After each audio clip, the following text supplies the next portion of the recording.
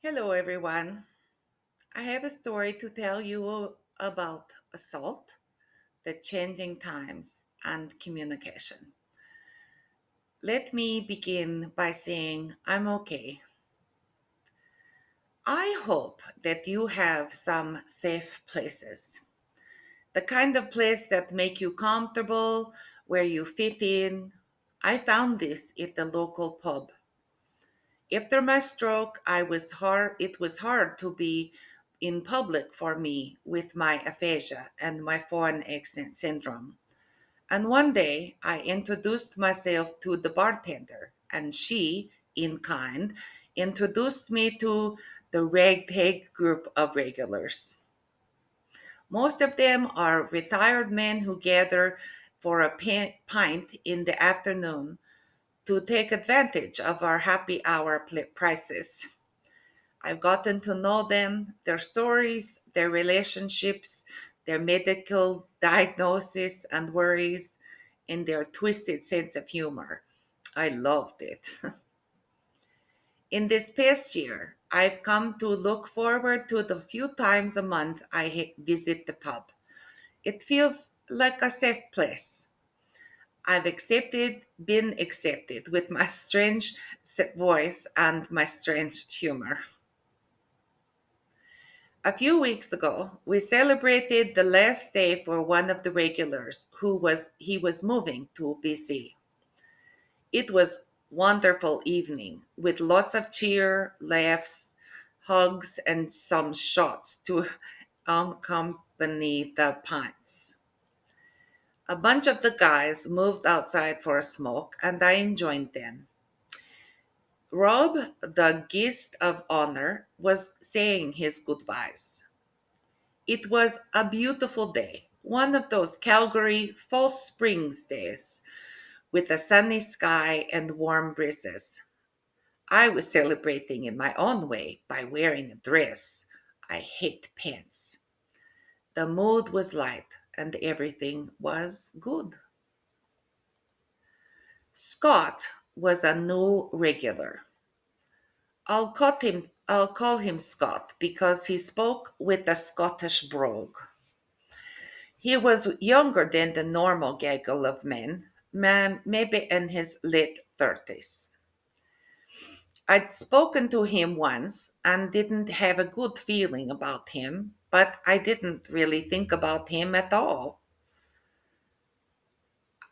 Outside, on that day, I noticed that he was ogling my legs with those hooded eyes that men get when they're having dirty thoughts.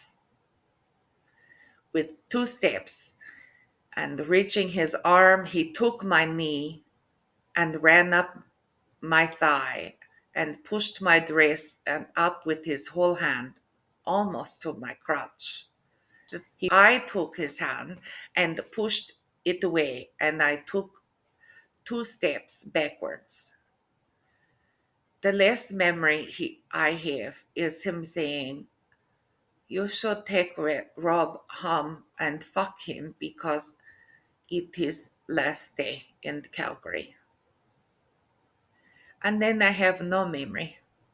I don't know if I went back into the bar to get something. I don't remember going home. I must have driven the 2 blocks from the bar, but I don't have any memory. It was a few days before I realized that what I was experiencing was trauma. I hadn't left my house. I hadn't spoken to anybody for days. I was traumatized by the event with Scott, but I was also traumatized by the fact that in my memory, no one stopped it.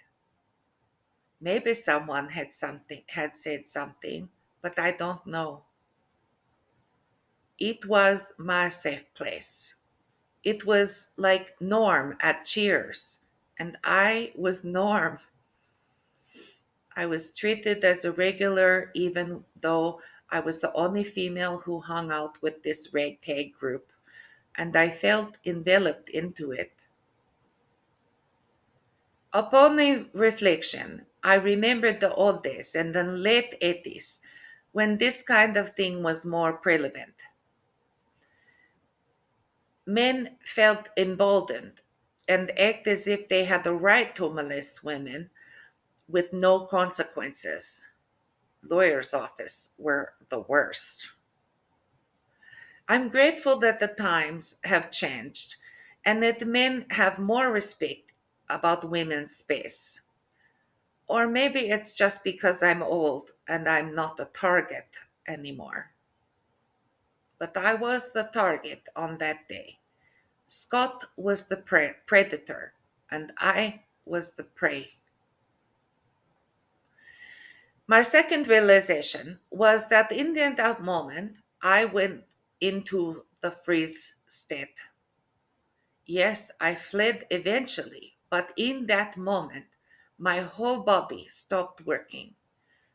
My digestion stopped, the blood drained out of my face, and my arms and legs had a mind of their own.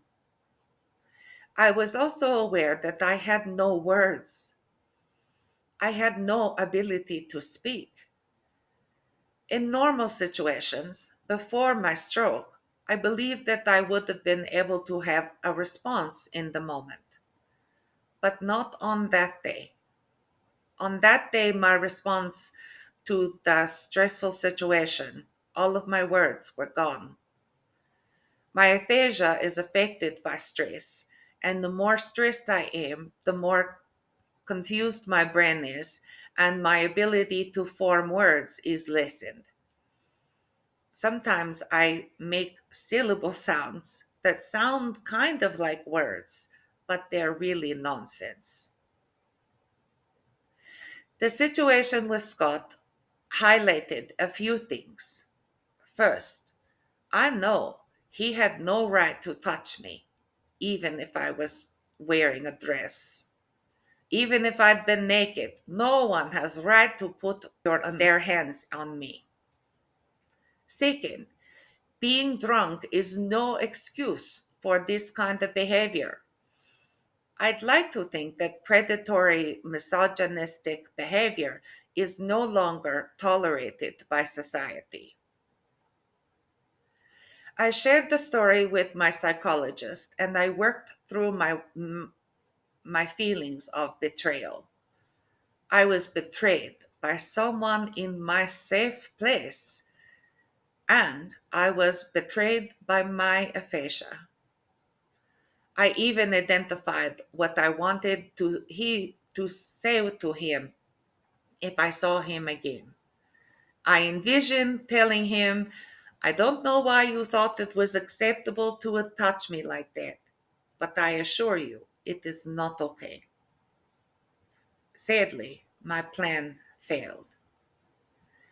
3 weeks after the event, I shared with one of the lovely men named Frank what had happened. He offered to meet me at the bar in case Scott was present. I had business in the mall and decided to be brave and walk in all by myself. The bar was quiet. Most of the regulars hadn't shown up yet. One by one, they showed up, and everything was back to normal. When Frank arrived, we went to the table and chatted. It was all good in my life. I shared the event details with another regular, and he was horrified to hear that this had happened to me. And then he said, Speak of the devil. I had my back to the door, and knowing that Scott had arrived, my whole body began shaking. Frank asked if I wanted to have another drink. I said, I will pay for my tab and I have to go. Even the bartender knew something was wrong, as I couldn't stop my hands for trembling. I hurried out of the pub and sat in my car for 10 minutes, just waiting to the shaking to stop. I had only seen a glimpse of him, but my body responded as if I was still his prey. Your body knows, even if your brain hasn't caught up with the danger. In conclusion, I hate that my safe place is not safe anymore. I don't know if it will ever feel like Cheers again. And I'm okay as I can be. Perhaps I should have called his police. Perhaps I should have made a report against him. You can judge for yourself. I was not in any state of mind to be able to do this. If something like that happens to you, and if you yourself unable or making not able to make a report to the authorities, at least call for counseling.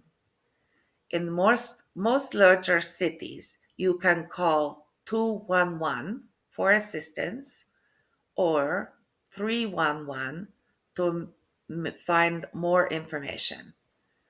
Or you can contact the national helpline at 988 for help. Thank you.